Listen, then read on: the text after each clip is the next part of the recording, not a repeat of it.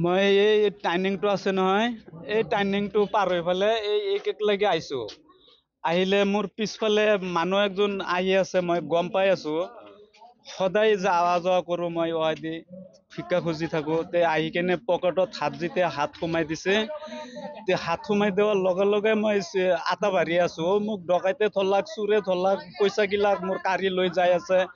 এনেকে কওঁতে টান মাৰি চিঙি লৈ মুঠ মাৰি লৈ গিয়ে দাউল ইফালে দাউৰি ফালে টাৰ্ণিংটোত মানুহ দেখা পাইছে নেকি, পাই ফালে আৰু ইফালে ৰিটাৰ্ণ আহিছে। মোৰ আগেদি মোক ঠেলা মাৰি থৈ গুচি গেলাক।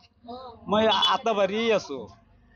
পইচা কিমান মান আছিল? পইচা মোৰ এক ঘৰত সৎকাৰ পইচা দিছে 300 আৰু 20 টকা, 10 টকা, 50 টকা, এনেকুৱা মুঠ 500 মান টকা হ'ব। আৰু মোৰ বেছি নহয়, মোৰ 500 মান টকাই টোটেল 500 মান টকা আছিল আপোনাৰ লগত? আছিল আৰু মোৰ আন্তাজ আৰ কি।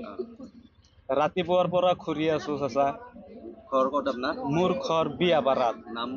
নাম ফজুল। ল'ৰাটো মোৰ ঘৰত গ'ল, যাই পেলাই কিবা খাব খুজিছে। তাৰপিছত মই ক'লো নাই, একো নাই, মই ভাত বনোৱা নাই।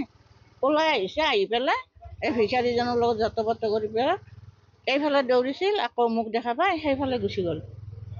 এখেতে কান্দি আছে, ক'লে বোলে মোৰ পৰা মোবাইল, পইচা গোটেইখিনি লৈ গ'ল। কাপোৰ-চাপোৰ চিৰি পেলাই দিছে, সিমানেই আৰু। এজন মগনীয়া আহি আছিল, পিছফালৰ পৰা ল'ৰা এটা আহি পকেট পাৰ কৰি লৈ গ'ল। পকেট ছিঙি গৈছে, মানুহটো পৰি যোৱা অৱস্থা হৈ গৈছে। হাল্লা কৰাৰ পিছত আমি গোটেইখিনি মানুহ আহি খুব লাগিলোঁ, আহি ল'ৰাটোক ধৰিব নোৱাৰিলোঁ।